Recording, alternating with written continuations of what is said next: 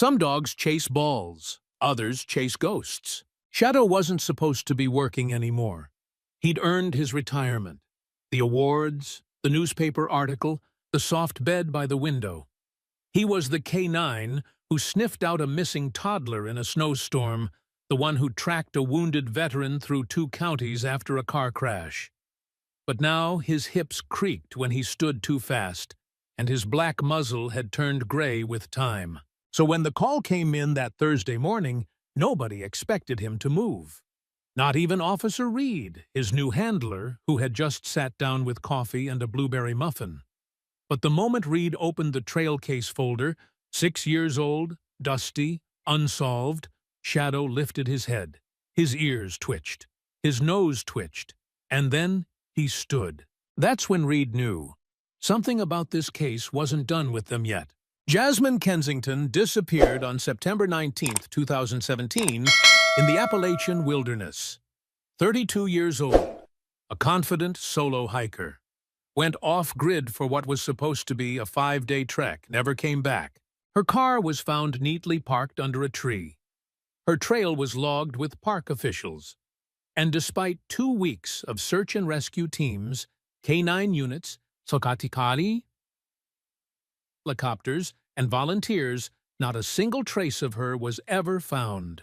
Until now, Officer Reed had joined the force 3 years after the disappearance. To him, the case had always been a quiet horror, a cold file full of warm photos, texts never returned, and a brother who never gave up. When the unit reopened it last week on a hunch tied to a forensic anomaly, Reed was the first to raise his hand, and he asked for Shadow. Some people raised eyebrows. "He's old," they said. "He's retired." But old dogs know old ghosts. And when Reed clipped on the leash and opened the SUV door that morning, Shadow jumped in like he was headed back to war. They drove 3 hours deep into the national forest, past the ranger station and gravel switchbacks, until they reached the clearing where Jasmine's car had once been found. It was still there, still parked, still covered in dust, moss curling around the bumper like ivy. Andrew Kensington, her brother, had refused to tow it. "She walked into those woods from that car," he said once. "She's gonna walk back to it." Reed stepped out first. Shadow followed, slow at first, then more alert. His nose skimmed the earth in zigzags, catching faint remnants of oil, mold, and something else, something that didn't belong. About 15 yards from the car, Shadow froze. His hackles lifted. His breathing shifted. Reed recognized the signal. Lock on. The dog dropped into a crouch and began to dig at the forest floor with practiced urgency. Dirt flew behind him. Reed approached slowly, careful not to contaminate the sight. And then he saw it. A wad of faded blue fabric. A shirt partially buried in the leaf mulch. Reed pulled on gloves and bagged it. He brought it to Shadow's snout. The dog inhaled, then let out a low growl. Reed's phone buzzed. Text from base. Forensics ran scent on original Jasmine shirt. You're cleared to run live trail if you find anything. He looked at Shadow. Ready?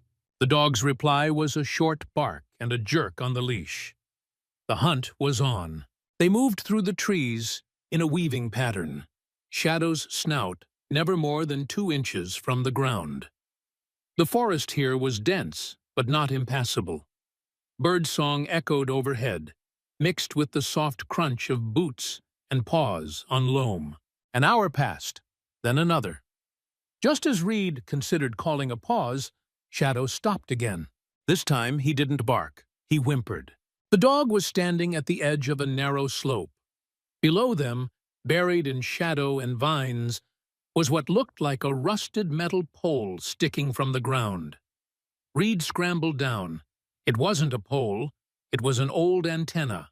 Attached to it by weatherproof tape was a small, blinking black box. A personal emergency radio. Reed's blood went cold. Shadow circled the device but wouldn't touch it. Reed snapped a photo, called it in. Then he saw something else. Tangled in the branches nearby, hanging like forgotten laundry. A strip of dark cloth, sun-bleached and fraying at the edges. He plucked it gently. It matched the color of Jasmine's jacket from the original case file photo. "God," he muttered, "you were trying to call someone, weren't you?" If stories like this move you, consider subscribing to the YouTube channel Heroes for Animals, where real rescue tales, both human and canine, are brought to life every week. Because sometimes the real heroes have paws. Back at base, the lab confirmed it. The emergency radio was a model only used between 2015 and 2018, but its battery showed recent activity. It had been broadcasting a low-frequency beacon for the past 18 months. That meant Jasmine, or someone, had turned it on nearly 4.5 years after she disappeared. How had it stayed hidden this long? More importantly, why hadn't anyone heard it sooner? They returned to the site the next day with a drone and a thermal scanner.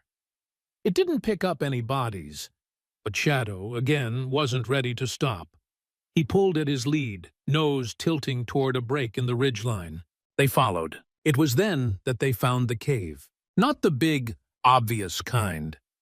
This was more like a crack in the side of the earth, just wide enough for a man or a woman to fall into and not come out. Reed knelt, shining his flashlight into the darkness. "God, it's deep." Shadow sat beside him, staring into the void. And for a second, Reed swore he heard a low hum, like the breath of something old, waiting. There's something about old mountains that makes you feel watched. Not in a paranoid way, not even with fear. It's quieter than that. Like the woods know something you don't. And they're waiting to see if you're smart enough to figure it out. Shadow wasn't afraid of the woods. He trusted his nose more than any map, and his handler, Officer Reed, had learned to trust Shadow. So when the dog wouldn't leave the mouth of the cave they'd found, even after 2 hours, Reed knew better than to pull him away. The cave was a jagged wound in the hillside, nearly invisible unless you were standing right on top of it. From a distance, it looked like nothing more than shadows between two boulders. But inside, it yawned down into pitch-black silence, deeper than their lights could reach. The emergency radio found nearby was still broadcasting, still powered, still carrying a faint, pulsing signal, and someone had placed it there. That was the part that wouldn't let Reed sleep that night back at the ranger station. Not the old hiking gear, not the battery, but the fact that the device was wedged into the rocks about chest-high, as if someone had climbed back up or never fallen at all. The original report from 2017 assumed Jasmine had slipped. The trail was slick, the foliage dense. It wasn't hard to imagine a twisted ankle, a missed step, a tragic fall.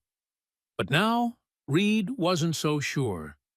Because if she had fallen, if she'd been broken or dead at the bottom of a pit, how had her radio ended up halfway up the side? That's when he started asking the wrong questions and getting the right kind of scared. Shadow stirred at sunrise, whining softly. Reed gave him some water and beef jerky from his own breakfast, then clipped on the leash. "You still got something to show me?" he asked. Shadow didn't answer, of course, but he led the way. They didn't go back to the fissure. Instead, Shadow pulled them around the slope to the opposite ridge, pushing through underbrush like a dog on a mission. They climbed for nearly 40 minutes before Reed spotted it. A tall pine tree with an unnatural shape at its base. A square. Metal. They approached. It was a utility tower, abandoned and rusted, the kind used for emergency radio repeaters in the 90s. But something new had been added. Jury-rigged wiring, modern lithium packs, and blinking, ever so faintly, a red LED. Another signal. Another transmitter. It wasn't just that someone had been here. It was that someone had engineered this, maintained it, hidden it. Shadow circled the base, whining. His snout kept darting toward the soil beside one of the anchor bolts. Reed grabbed his collapsible spade and dug. What he unearthed chilled him to the bone. A waterproof container. Inside, wrapped in plastic and sealed with a twist tie, was a phone battery. The label worn, the brand off-market. Something you'd find on burner phones sold for cash at rural truck stops. He scanned the forest around him, suddenly feeling exposed. Shadow sat down and stared up the hill, ears tilted forward. Back at the ranger station, Reed brought in a local tech specialist to analyze the device. She plugged it into a secure laptop and waited. "Okay," she murmured, squinting at the data log. "This thing's been bouncing a signal off the tower every 19 hours. No pattern, just short pulses." "GPS?" Reed asked. "Dead. Looks like it was removed. Or never there to begin with. But it's a message," she added. "I don't know what it means yet. But this isn't survival. This is surveillance." That word stuck in Reed's brain like a thorn. Surveillance. Was Jasmine being watched? Or was someone else using her equipment? For something else entirely. The next day, Reed called in backup. 2 park officers, 1 state trooper, and a civilian drone operator. They set out to scan the surrounding area, particularly the zone west of the cave and the repeater site, hoping to find a pattern. If someone had walked this terrain in recent years, there'd be traces. Boot prints, trap lines, fire rings, something. But after 6 hours, the drone operator noticed something strange. "I've got heat signatures, low, not human, but clustered." Reed leaned over the monitor. "How many?" 3, maybe 4. Too still to be animals. "And this?" The operator tapped the screen. "This one's squared off. Metal edge." They hiked to the coordinates. It wasn't a person. It was a trail cam, the kind used by hunters to monitor deer. And it was covered in camo mesh, angled not at the trail, but at the cave entrance. Someone had been watching the cave. Reed bagged the camera and pulled the memory card. They brought it back and loaded the images on a secure laptop. Most frames were empty. Wind, birds, rain, Bune. Until one set. August 14th, 2022, 3:47 a.m. There she was, a woman in ragged clothes. Thin, shoulders hunched, hair to her waist. No shoes. And unmistakably, Jasmine Kensington. She was climbing out of the forest like something born from it, pale and determined. Her face turned slightly as she passed. Just enough to see her eyes. Alive. And then she was gone. For 30 seconds nobody spoke. Even Shadow, lying under the desk, let out a soft whine. "She got out," Reed whispered. "She survived." "But then where'd she go?" the drone operator asked. "Why hasn't she shown up anywhere?" Reed clicked through the rest of the images. There were no more frames of her. Not in the next hour. Not in the next week. Just that one 10-second burst. One woman, alone, heading west, toward the state highway. They retraced her steps the next day. Shadow, now laser-focused, led them downhill through the same path seen in the trail cam footage. 5 miles. Quiet terrain. Occasional deer tracks. Then they found the old logging road. It had nearly vanished, overgrown and cracked, but still walkable. Reed knelt down and picked up a button wedged in the gravel. Faded blue plastic. Shadow barked sharply and darted to the roadside ditch. There, half buried in pine needles, was a strip of denim, torn from the seam, like it had snagged on something. Then nothing. The logging road met the highway at a dead curve. No stoplight, no shoulder, just woods and asphalt. A truck stop sat 3 miles down. Reed spoke to everyone there. No one remembered a woman walking in alone. No one reported anything suspicious in 2022. No cameras covered that part of the highway. Jasmine had come within minutes of rescue and vanished again. That night, Shadow wouldn't settle. He paced the ranger cabin, pausing every few minutes to stare out the screen door toward the trees. Reed sat on the porch with his coffee, watching him. "You know something else, don't you, boy?" The dog didn't bark, just stared. And somewhere in the distance, a branch snapped. Some caves breathe. You can feel it if you're quiet enough. cool air pulsing from the rock like the slow exhale of something ancient beneath your feet. Shadow felt it before the humans did. He stood still, nose lifted, as a faint gust crept from the crack in the hillside they'd marked days ago. Not the big drop-off they thought Jasmine might have fallen into, but a secondary entrance barely wider than a doorway, masked by brush and time. Reed pushed aside a tangle of ivy and ducked inside. The entrance sloped downward, gradually at first, then steeper. The walls glistened. The temperature dropped. Moisture clung to the air like breath on a mirror. And deeper still, silence. Not the absence of sound, but a silence so thick it pressed on the skin. A place where wind doesn't reach, and sunlight forgets to follow. Shadow didn't hesitate. He padded ahead, ears alert, tail stiff. Not fearful, but cautious. He paused often, sniffing patches of moss, cold stone, bits of flattened dirt. His nose painted pictures no one else could see. Reed trailed him, flashlight cutting a narrow path through the dark. He marked their direction with chalk and string, trained by countless SAR drills. But even as a trained officer, he felt it. This place wasn't just empty. It was keeping secrets. They reached a dry chamber wide enough to stand in fully. Reed swept the beam across the walls. The floor was layered in dust and fine gravel. Then Shadow growled, low, steady, primal. Reed froze. Shadow was staring at the shallow alcove in the corner.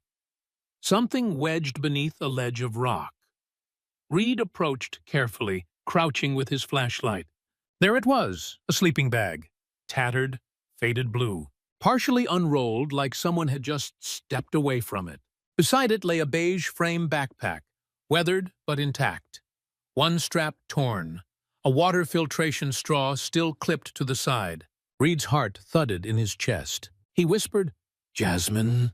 He checked the bag first. Old trail mix crumbs, a cracked compass, a moldy first aid kit. Nothing new, nothing living. Then the sleeping bag. Inside, pressed flat by time, were strands of long, dark hair. He stood and called it in. The radio crackled in response. "Forensics team en route. ETA 3 hours." They explored further, careful not to disturb anything. Shadow kept circling back toward a narrow crevice on the far wall, tail wagging just slightly. "Something's through there?" Reed asked softly. Shadow gave a soft woof. The passage was too tight for a man, but the dog could squeeze through. Reed hesitated, then unclipped the leash and crouched low. "Go on, buddy, but come back." Shadow slinked into the darkness, belly to the ground, paws scraping limestone. Reed sat back, listening to his partner's movement echo in the tight corridor. A minute passed. Then 2. Then barking. Short, urgent. Then silence. Reed's blood ran cold. Shadow burst back into the chamber, panting hard. His fur was damp with cave sweat, and something clung to his collar. Reed reached for it. A twig. No, a bone. Small, brittle, not human. Animal, likely. Still, it meant something. Shadow had found another chamber, and it had life in it once. Maybe still. They waited for the forensics team, Reed scribbling notes while Shadow rested his head on his boots. But the stillness of the place wouldn't leave him. Why had Jasmine set up camp here? Why hadn't she come out? More importantly, how had she survived? The forensics team arrived in full gear. Masks, gloves, portable lighting. They photographed every inch, collected every fragment. One tech brushed away layers of dirt from the fire ring in the center of the cavern. "Yes," she whispered. "She was here a long time." Reed approached. "What do you see?" She pointed to the ashes, multi-layered burn residue, charcoal from birch, oak, pine. This wasn't a single fire. This was dozens, maybe hundreds. She sifted gently. Bones, rabbit, squirrel. She hunted, cooked, lived. Shadow stood again, tail still, watching the far passage. "What about that tunnel?" Reed asked. A spelunker on the team nodded. "We'll map it tomorrow. Could be another chamber." Back at the ranger station that night, Reed pulled up Jasmine's digital file again. Her hiking record was clean. Her gear was top shelf. Her training extensive. She should have survived 5 days, but not 5 years. He stared at the wall map, tracing the terrain from the original trailhead to the cave system. It made no sense. She'd gone off course by nearly 12 miles. Through terrain even experienced rangers avoided. And then she'd disappeared into stone. Reed turned to Shadow. What made her come here? The dog whined softly, then turned toward the door. The next morning, the mapping team returned to the crevice Shadow had explored. This time, they brought cameras and ground-penetrating radar. The passage widened on the other side, into a second chamber, one that appeared undisturbed for years. There, in the dust, they found sharpened sticks, fire-hardened at the tips, used as spears or skewers.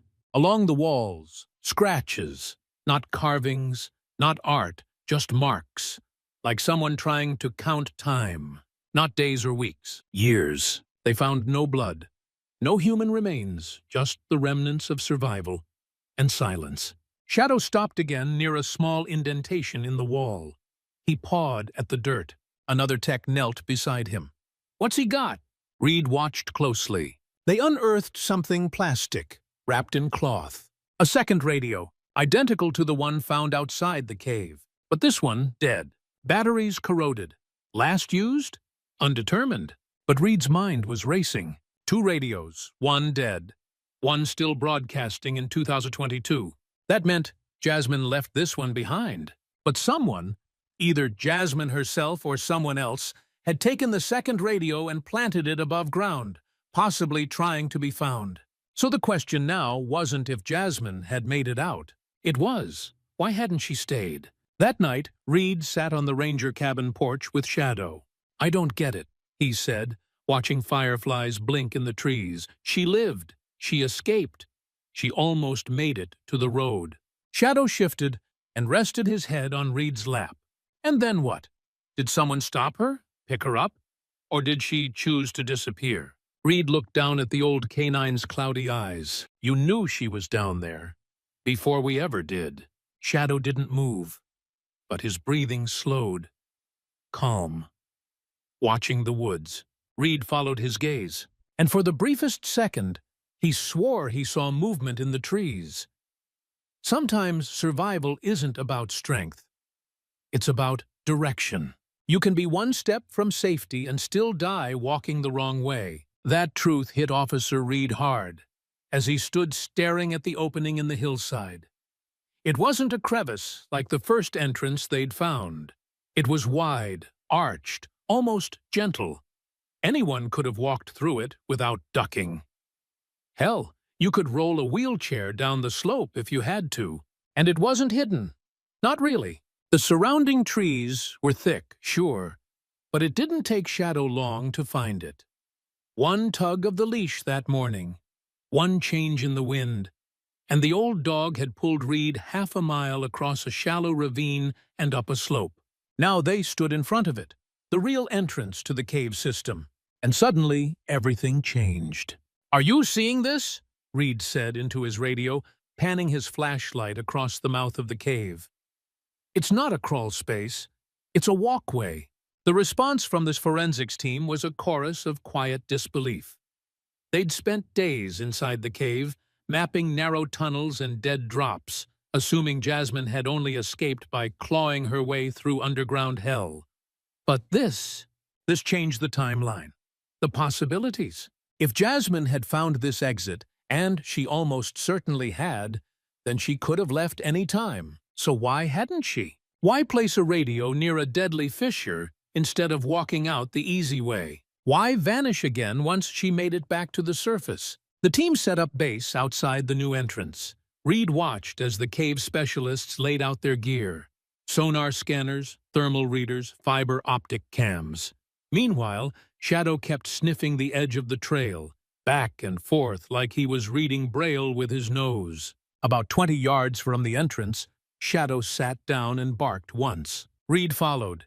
He crouched and ran his fingers through the dirt, pulling up something jagged and metal. A spring-loaded trap, rusted but still functional, the kind used to snare raccoons or ankles. And tangled in the mechanism, caught on the teeth, was a scrap of military-style camouflage. Reed stood slowly. This wasn't just a survival zone anymore. It was a place someone had tried to protect, or control. Back at the ranger station, the forensic techs examined the cloth sample.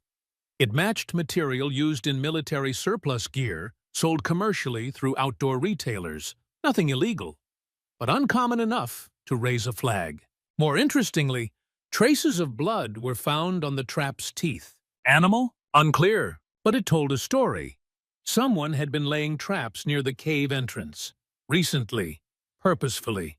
And Jasmine's camp wasn't far from this site. Reed sat with the forensics lead, going over maps again. "Here's what's bothering me," he said, pointing at the terrain overlay. "If she was injured from the fall, or even just disoriented, why not go out this way? Why go deeper? Why leave a radio where no one would find it for 5 years?" The tech shook her head. "Only way that makes sense is if she didn't know this exit existed, or someone didn't let her use it," Reed finished. They brought in a trail historian, an older man named Ellis, who'd spent 4 decades documenting old logging and mining routes in the Appalachians. He walked the trail by foot, cane in hand, flannel shirt soaked with sweat. "This path used to be part of a fire trail," Ellis explained, kneeling near the brush-covered bend. "Back in the 70s, it would have led straight to an old ranger outpost, about 5 miles southeast." "Still active?" Reed asked. "Nah, torn down in '99, but a few cabins out that way still get used by seasonal workers."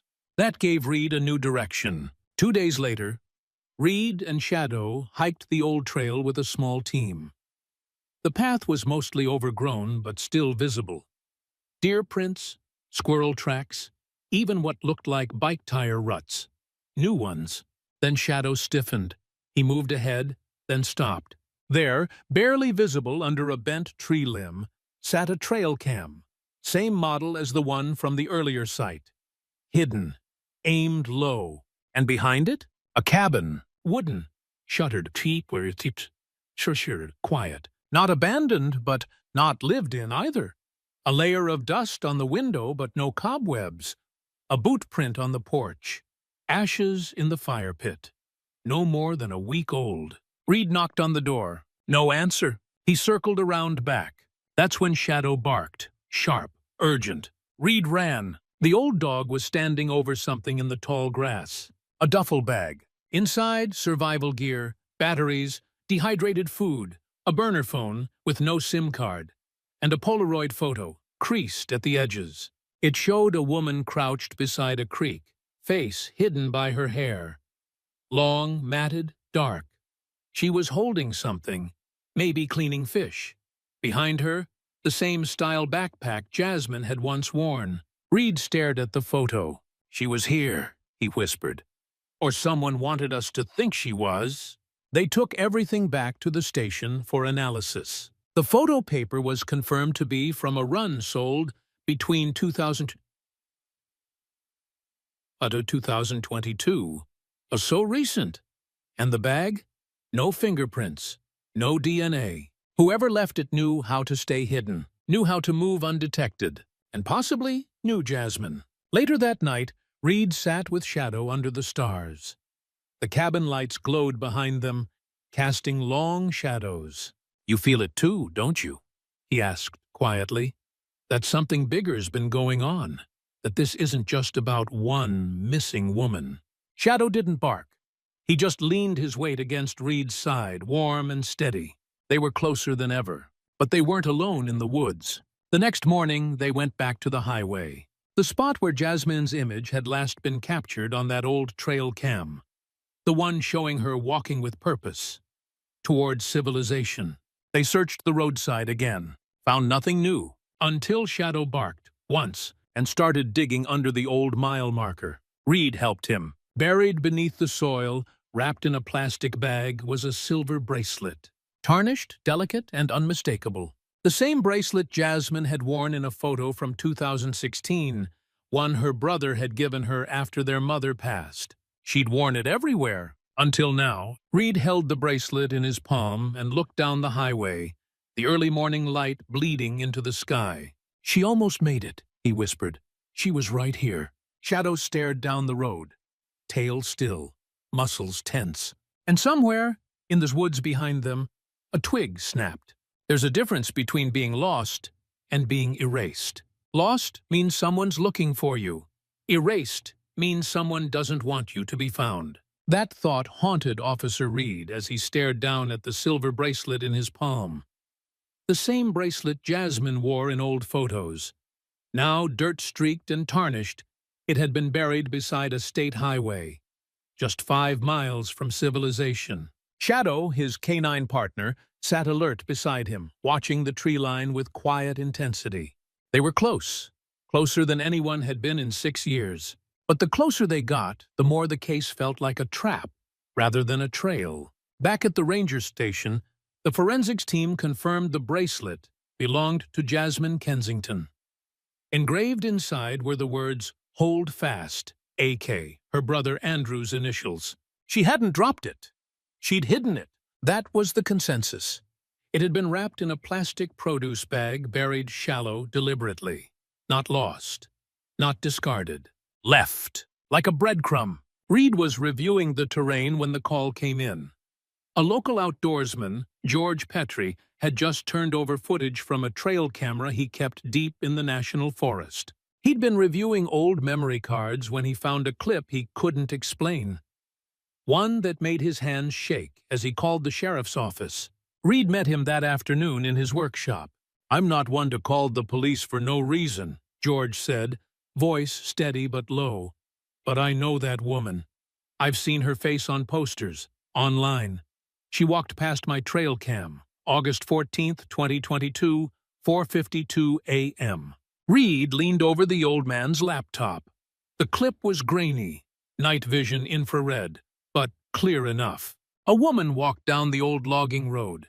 Gaunt, barefoot, hair long and tangled, her shirt torn at one sleeve. But even through the digital haze, the shape of her face, the high cheekbones, the tired yet determined eyes, it was her. Jasmine, alive, walking. Not stumbling, not panicked, purposeful. She turned her head slightly as she passed the camera, as if hearing the shutter click. Then she kept walking west, into the trees. Reed couldn't stop replaying the clip. He watched it 5 times before speaking. She was heading toward the highway. George nodded. "Road's about 5 miles that way." "Did your camera catch her again?" "No, that was it. One pass, one angle. I check those cards maybe once a year. I almost missed her." Reed sat back, fingers steepled beneath his chin. August 2022. That fit the timeline. The emergency radio, the reactivated signal, the ash in the fire pit. Jasmine hadn't just survived the fall in 2017. She'd made it out of the cave. She'd walked through the woods. She'd nearly returned to the world. And then, nothing. The sheriff's department launched a new search effort that week, focused on the 5-mile corridor between the trail camera and the state highway. This time, they didn't call it a rescue mission. They called it a recovery. But Reed wasn't ready to make that leap. Shadow wasn't either. They hiked the corridor in grids, moving slow. The forest was thick, overgrown with pine, oak, and wild blackberry vines. Shadow led, nose to the ground, tail twitching as he tracked the edges of old game trails and forgotten fire lines. After 2 hours, he barked and bolted to the left, dragging Reed off course toward a ridge. There, hidden behind a thicket of brush, was an old hunting blind. Collapsed. Weather-beaten. Reed pushed inside. The roof had caved in, and the interior smelled of wet leaves. But near the far wall, protected under a plastic tarp, sat a plastic tote. Inside, an empty water jug, a damp wool blanket, and another burner phone. Dead. Next to it was a Ziploc bag with dried berries, shriveled, old, picked from the woods, and underneath that, a journal, water-damaged. The ink on most pages had bled into illegibility. But on one torn page, written in pencil, were 6 words. "I'm not alone in these woods." Reed stared at the page for a long time. Back at the station, the phone was analyzed. No SIM card again, just internal data logs, power cycles, GPS disabled. But the last recorded usage? August 14th. The same morning, Jasmine was seen on the trail camera. She'd left the phone in the blind shortly after passing the camera. Why? Running? Hiding? Or being followed? They canvassed the area near the blind and trail camera with thermal drones. No major heat signatures. No structures. Until a ranger spotted something near a dry creek bed, an unnatural reflection in the brush. It was another trail camera, but this one was different, newer, with solar power, and mounted not by a hunter, but with military-grade fasteners and camo mesh, designed to be invisible to casual hikers. When they removed the memory card, it was encrypted. Someone didn't want their footage viewed. But Shadow sat in front of the post and growled, low and steady. "Someone else is watching," Reed muttered. The sheriff's office sent the card to a digital forensics specialist. Within 48 hours, the encryption was broken. The footage? Hours and hours of trees, birds, wind, then one frame. Time-stamped, August 14th, 2022, 5:04 a.m. A figure entered the frame. Tall, male, backpack, dark clothing, face partially covered by a balaclava. Walking the same trail Jasmine had used. Following her, 12 minutes behind. There it was. Proof. Jasmine hadn't just disappeared. She'd been followed. And whoever was behind her had the equipment, resources, and discipline to stay hidden for a year. Reed called in Andrew Kensington, Jasmine's brother, and showed him the footage. He watched without blinking, then looked at Reed. "She got out of the woods," Andrew said. "But she never made it home." Reed nodded slowly. "She made it to the edge, and someone was waiting." The FB joined the case within the week. The terrain was too broad for local authorities alone. Satellite imaging was analyzed, power grid anomalies tracked. License plate readers checked on rural back roads. Truck stops interviewed again. But still, no trace. No one remembered picking her up. No one remembered seeing a barefoot woman in ragged clothes. Just one frame of her, and one of him. Reed couldn't sleep. He kept the journal on his nightstand, reading the same 6 words over and over again. "I'm not alone in these woods." And he believed her. Because he wasn't alone either. Not anymore. Shadow stood at the screen door each night, growling low into the trees. Sometimes the answers you find raise questions that never stop echoing. That was the feeling Officer Reed couldn't shake as he stood at the edge of the highway one final time, Shadow at his side, the wind carrying the last of summer's warmth through the trees. It had been weeks since the trail cam footage revealed what they'd all feared. Jasmine Kensington had made it out of the wilderness in 2022, and someone had followed her. Now it was no longer about a woman who disappeared. It was about who made her disappear again, and why. The case had shifted entirely. Once thought to be a tragic accident, it had become something darker, something deliberate. The FBI task force, now working alongside local authorities, began digging deeper into the area surrounding the Appalachian Forest corridor, cross-checking missing persons, cold cases, regional arrests for stalking, assault, anything remotely related. But it was Shadow who found the next clue. Because some truths don't live in databases. They live in dirt. It was early October when Reed and Shadow hiked out alone, back to the last known site, the blind near the trail camera. Most of the search teams had moved on, focused elsewhere, following digital leads. Reed couldn't let go. Shadow sniffed the air, then veered off the logging road into thicker brush. Reed followed, ducking under pine branches, feet sinking into damp soil, and then Shadow stopped. Still, focused. A faint whine escaped his throat. He began to dig. 2 feet down, beneath pine needles and clay, was a sealed metal box. Inside, a notepad wrapped in plastic, a solar-powered flashlight, and a single object that made Reed's heart hammer against his ribs. A driver's license. Jasmine Kensington. Still valid. Issued in 2010. They brought it back to the station. The license was clean. No fingerprints but hers. The notepad, written in careful block letters, was brief. If you're reading this, I got out. I don't know if I'm safe yet. I don't know if anyone is watching. But I'm trying to leave breadcrumbs. Keep looking. Signed simply, Jake. It wasn't a goodbye. It was a request. Reed read the message 3 times before looking over at Shadow. She wanted to be found, he said. The dog stared back, calm and knowing. But the trail was ice cold. No credit card use. No phone pings. No sightings. Nothing in facial recognition, scans, or digital footprints. It was like Jasmine had stepped off the planet. Or been taken. They checked every roadside business, gas station, and post office between the trail cam and the next nearest town. Still, nothing. But the truth was hiding somewhere, and Reed believed it was closer than they thought. So he did something different. He stopped looking for Jasmine and started looking for him. They brought in a criminal behavior analyst from Quantico. She looked at the trail footage, the timeline, the way the stalker had used advanced trail cameras and encrypted storage. Her conclusion? You're not dealing with a drifter. This is someone local, someone with tactical experience, military or ex-law enforcement, someone who knows how to vanish. But more importantly, someone who thinks he's smarter than everyone else. She paused. And he probably thinks Jasmine is still alive. That one line stuck in Reed's head like a splinter. He thinks Jasmine is still alive. And that meant one thing. He might still be looking for her, too. Or worse, still keeping her. Shadow didn't sleep that night. He stood by the porch door, watching the woods. Reed finally joined him, cradling a cup of coffee in his hands, steam curling up into the dark air. You think she's still out there? He asked softly.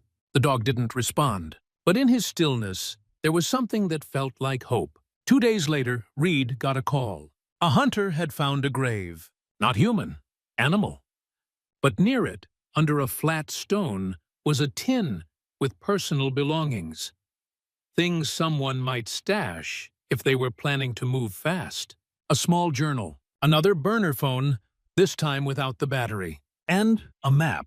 It showed the national forest. Hand-drawn, marked with trails, X's, circles, and one red dot labeled, Final Exit. Reed stared at the dot. It was 20 miles south, an area they'd never searched, an area with no roads. He didn't wait. Reed packed his gear, called for 1 volunteer deputy, and brought Shadow. They helicoptered in the next morning, hiked it the last 2 miles, and at the bottom of a ravine they found it. A cave entrance, wide, dry, and the ashes of an old fire ring, recent, still warm. Inside, they found nothing else. No gear, no body. But carved into the stone with what looked like a hunting knife were the words, I waited, but not forever. Was it Jasmine, or a message meant for her? No one could say for sure, but it was the last physical clue they found. The case remains open, classified as a presumed survival with suspected abduction, which is a fancy way of saying, we know she lived. We just don't know where she is now. Today, Shadow lives with Reed full-time. He's older, slower, grayer. But every time a woman goes missing near the trail system, Shadow stands by the door, waiting, just in case. Because some dogs don't forget, and neither do the people who love them. Thank you for following this story all the way to the end. Jasmine's journey, if she's still alive, isn't just about survival. It's about resilience, memory, and how far someone might go to reclaim their life when the world forgets them. What do you think happened to Jasmine Kensington after she left the forest? Was she running or being hunted? Let us know your thoughts in the comments below. And don't forget to follow us here at Heroes for Animals, where real stories of courage, instinct, and loyalty remind us that the greatest heroes often walk on 4 legs.